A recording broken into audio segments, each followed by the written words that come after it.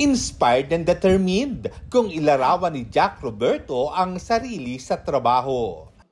Focus sa business, sa bahay. Ngayon, may blessing pa na dumating. Nagsimula na siyang mag-taping para sa upcoming series na May Father's Wife, kasama ni Gabi Concepcion, Snooki Serna, gayon din ang mga love interest niyang sina Kaizel Kenochi at Kylie Padilla. Isa po ako ditong nursing student na tumutulong sa magulang. Very loving boyfriend. Tinutulungan ko yung girlfriend ko na salat sa buhay. And nung pumunta ako sa US para makakuha ng green card, something happened. Matatalakay din sa serye ang falling out of love sa karelasyon. Relate kaya si Jack na kagagaling lang sa breakup?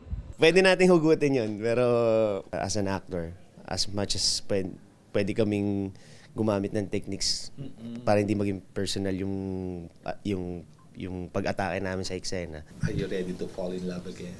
Wala muna siguro dito. Relax muna. Gusto pa mag-discover na iba't iba pang business.